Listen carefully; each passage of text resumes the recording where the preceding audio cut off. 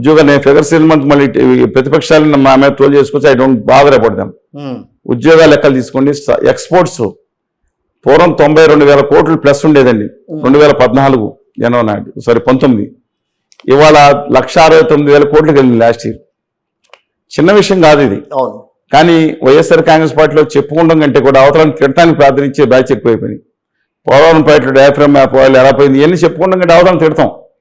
ఎవరైనా దాంట్లో అగ్రగణ్యంగా ఉండేది ఏకపాలో మాట్లాడేది ఎవరు చెప్పండి? కొడాలి నాని గారు. వాళ్ళు ఆయన సబ్జెక్ట్ మీద మాట్లాడతారు, అవతలను తిడత మీద మాట్లాడతారా? మీకు ఏమైనా పరిచయం ఉంటూ ఉండొచ్చు కానీ ఆయన ఒక సబ్జెక్ట్ మీద 2% మాట్లాడడం అవతరానికి.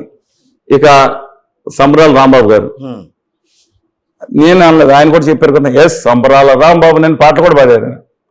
ఆ నేపథ్యంలో ఆయన ఏం మాట్లాడతారు? తర్వాత పేరు నాని గారు మా ఉండవల్లి గారికి కొంచెం దగ్గర అవుతారు. ఆయన ఇది వెటకారం అంతా వెళ్ళి 4 రోజులు మా ఈస్ట్ గోదావరి కోనసీమలో వెళ్ళి వచ్చినట్టున్నారు. ఆయన మాటగా అందుకే సబ్జెక్ట్ ఉంది, వెటకారంగా మాట్లాడతారు. అన్నట్టు తక్కువ. రోజా గారు ఆవిడ వీళ్ళందరూ కూడా ఎవరి కాన్స్టిట్యూన్సీ వాళ్ళు కొడుకుల కోసం మిగతా వాళ్ళ కోసం వాళ్ళ కోసం ఫైట్ చేస్తున్నారు. వచ్చి చెప్పేవాళ్ళు లేరు. కానీ ఇంకోటి కక్ష సాధింపు జగన్మోహన్ రెడ్డి గారి హయాంలో ఆయన చూసారా? ఆ దుర్మార్గం. అమరావతి రాజధాని విషయంలో అమరావతి మహిళల విషయంలో వాళ్ళు ఉద్యమం చేస్తున్నప్పుడు ఎంత అమానుషంగా ప్రవర్తించారో తెలుసా పోలీసులు? అది కూడా కాకుండా ఆయన చంద్రబాబు నాయుడు గారు అరెస్ట్ చేయడంలో 6093 ప్రధాన పాత్ర. ఎందుకని ఆ నెంబర్ ఇచ్చారు, ఈయన కూడా నెంబర్ ఇస్తే పోద్ది. పొలిటికల్గా నష్టం అని తెలుసు, కానీ ఆ ఉక్రోషాన్ని ఆయన క్రోధాన్ని అంచుకోలేకపోతున్నారు. తర్వాత తన జైలు పంపించడానికి ముఖ్య కారణమైన చంద్రబాబు నాయుడు గారు అంటూ సోనియా గాంధీ దాని మీద సంతకాలు పెట్టిన ముగ్గురు శంకర్రావు గారు పెద్ద పాపం ఆయన లేదు, ఎర్రనాయుడు గారు, అశోక్ గజపతిరాజు గారు, ఎర్రనాయుడు గారు లేదు కాబట్టి వాళ్ళ తమ్ముడు గారిని తీసుకెళ్లి ఫైల్స్ ఆపరేషన్ అయింది. మొర్రో రక్తం కాదని మొర్ర అంటే అంత అమానుషంగా ప్రవర్తించడం సరైందేనండి. సో ఇవన్నీ కూడా ప్రభావం చూపించాయా ఎన్నికల్లో? ప్రభావం చూపించింది. ప్రజలు అనుకుంది కక్షాన్ని పెట్టి అభివృద్ధి మీదని. అమరావతి కూడా ఇంపార్టెంట్ అండి, కానీ టాప్ 1, 2, 3 లేకపోవచ్చు. చంద్రబాబు నాయుడు గారిని అరెస్ట్ చేయడం కూడా ఇంపార్టెంట్, కానీ టాప్ లేకపోవచ్చు. నేను చెప్పిన మిగతాది ఉద్యోగస్తులు, దీంతో పాటు సర్పంచులు, ఎంపీటీసీ, డెడ్పీసీలు, దీంట్లో 80% వైకాపా వాళ్ళే. అందరూ వ్యతిరేకం చేశారు, అందరిలో మెజార్టీ వ్యతిరేకం చేశారు. ఎందుకని? మీరు సర్పంచ్ అండి, మీరు కష్టపడి మ్యాజిక్ చేసి ప్రాజెక్ట్ చేసి అన్ని చేసి ఎలక్ట్ అయ్యారు. వాళ్ళని ఖర్చు పెట్టుకున్నారు 50 లక్షలు, కండు వేసుకుని పైన కుర్చీ మీద కాలు మీద కాలు వేసుకుని కూర్చున్నారు. వాళ్ళందరూ మీకు వచ్చి ఒక క్యాస్ట్ సర్టిఫికేట్ అడగాలి. మాట్లాడుతున్నా ఎంఆర్ఓ గారు ఎక్కడున్నారు మీరు అడుగుతాడు. ఆయన ఎంఆర్ఓ గారు ఎమ్మెల్యేతో చెప్పించండి అంటాడు. ఇన్ని 4 సార్లు చెప్పింది ఎమ్మెల్యే దగ్గరికి వెళ్ళాలి, లేదా ఇంకోటి కావాలి, పెన్షన్ ఇప్పించండి, మనం ఇప్పిస్తున్నా పైకి రాయాలి, ఎంఆర్ఓ రాయాలి, ఒప్పుకుని కలెక్టర్ దగ్గరికి వెళ్ళాలని. ఎమ్మెల్యే సంబంధం లేకుండానే కదా జరగాలని చెప్పి. ఇప్పుడు ఏం జరుగుతుంది? సచివాలయం పెట్టిన తర్వాత వాలంటీర్ అనుసంధానం అయిన తర్వాత సర్టిఫికేట్ కావాలంటే నేను వెళ్ళాను, పోలవరంలో పాదయాత్రలు చేసినప్పుడు 3 రోజులు తిరిగాం, అక్కడ గ్రామ సచివాలయం చూశాను. మీ క్యాష్ అన్ని తీసుకొచ్చి ఇంటికి తీసుకొచ్చి ఇచ్చేస్తున్నారు. ఎక్సలెంట్ వర్క్ అండి. మరి అదే వర్క్ కానీ గ్రామ స్వరాజ్యం లేదా డ్రిప్ అండ్ పీటీ ప్రకారం అలాగే పవర్స్ లేకుండా పోయినాయి సర్పంచులకి. నిధులు కూడా లేకుండా పోయినాయి. వాళ్ళు ఇవ్వటానికి శాంక్షన్ చేయడానికి నిధులు కూడా లేవు. దీనివల్ల అంటే నేను అంటున్నాను, ప్రజలకి సచివాలయ వ్యవస్థ, డైరెక్ట్ వ్యవస్థ ప్రజలకు లాభం జరిగింది. కానీ ఇప్పుడు మిగతా జడ్పీసీలు, ఎంపీటీసీలు అంటే దీనికి కారణం చిన్నప్పుడు జగన్మోహన్ రెడ్డి గారికి ఎప్పుడో అంబికా దర్బార్ మీద బత్తి మీద వచ్చిన కోపం దీనికి కారణం అండి. మీరు మరే చెప్తారు. అంబికా దర్బార్ బతికి దీనికి సంబంధం ఏంటి? అదేంటండి, అంబికా కృష్ణ మా ఏలూరులో తయారు చేస్తారు అంబికా దర్బాతి. మీ చిన్నప్పుడు చూస్తారు 40 ఏమని ప్రచారం అయ్యేది? అంబికా దర్బాతి ఏంటి?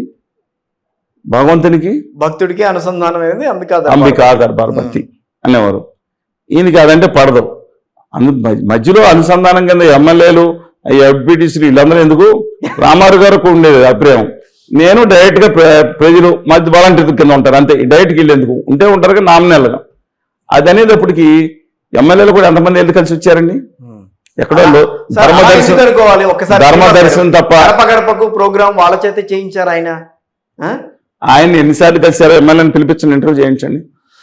అతి తక్కువ మంది మంత్రులు, అంతమంది మా జిల్లా మంత్రుల్ని నేను పేర్లు చెప్పడం ఎందుకు? కలవకపోతే ఏంటి మా మనుషులు? ఇప్పుడు ఎమ్మెల్యేలు కలవకపోతే, ముఖ్యమంత్రిని కలవకపోతే ఆ సమస్యల మీద మాట్లాడాలి కదా. ఊళ్ళో సమస్య వచ్చింది, ఇక్కడ ఇది ఇంపార్టెన్స్ ఉంది.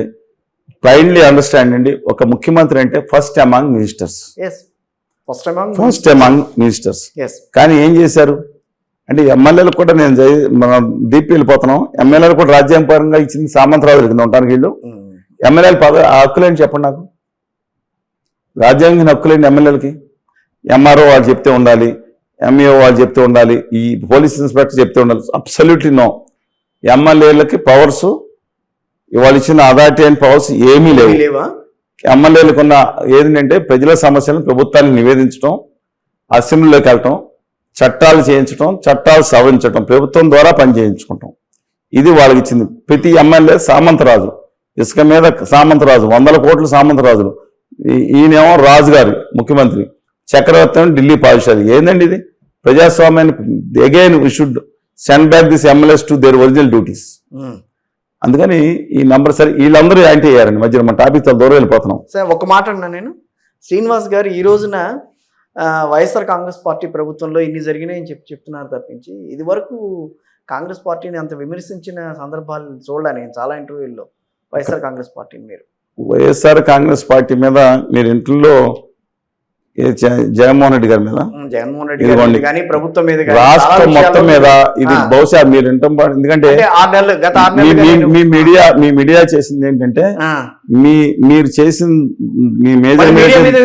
మీరు చేసిన దుర్మార్గం వల్లే పాపం అమాయకులు అలా అనుకుంటున్నారు. అమాయకుల్లో మీరు ఉండకూడదు. ఎందుకన్నానంటే జగన్మోహన్ రెడ్డి గారి అధికారంలోకి వచ్చింది మే 30, 2019. జూలై 15వ తారీఖు నుంచి ఫోటోలు పంపిస్తాం మీరు వేయండి. జూలై 15 నుంచి మొదలుపెట్టి కలెక్టరేట్స్ ముట్టడి చేసాం వేలాది మందితో. ఏ రోజు కూడా ఈ జగన్ గారి ప్రభుత్వం దుర్మార్గం చేస్తుంది. అలాగే గోదావరి అనుసంధానం కేసీఆర్ గారు గొప్ప అంటే రాష్ట్రం అంతా తిరిగి ఆఖరి రిపోర్ట్స్ కూడా ఆయన పంపించి ఇది పంచి పద్ధతి కాదు. అమరావతి మా మీద కేసు పెట్టారు. అమరావతి పెట్టారు, ఇంకో కేసులు కర్నూలులో పెట్టారు. వేధింపులు ఎన్ని వేధింపులు జరిగినాయి అన్ని తిరుగుతా ఉన్నాం. అంటే జగన్మోహన్ రెడ్డి గారిని బూతులు తిడితేనే, లేకపోతే భారతీని ఏకవచనం సంబంధించిన వాళ్ళు ఉన్నారు. మీడియాలో చాలా చూసాను, చాలా నాయకులు ఉన్నారు. వాళ్ళే హీరోలా. కళ్యాణ్ బాబు గారు పెళ్లి గురించి మాట్లాడితేనేనా మనం విమర్శించడానికి లేదా బూతులు మాట్లాడటానికి, అసభ్యం కట్టడానికి శక్తి అవసరంలా, అది అణుచుకుంటానికి శక్తి కావాలి. సో ఇప్పుడు శ్రీనివాస్ గారు వైఎస్ఆర్ కాంగ్రెస్ పార్టీ మనిషి కాదు, తెలుగుదేశం పార్టీ మనిషి. ఏ మనిషి అండి? కాంగ్రెస్ ఉంది, పవన్ కళ్యాణ్ గారు ఉన్నారు, లేదా తెలంగాణ రాష్ట్రంతో ఉంది, 190 పార్టీలు ఉన్నాయి. అయితే సో ఇప్పుడు మీరు ఓవరాల్ గా మీరు చెప్పగలిగింది ఏంటి? ఇప్పుడు రాబోయే రోజు తెలుగుదేశం పార్టీనే, తెలుగుదేశం పార్టీ మళ్ళీ చెప్తున్నా,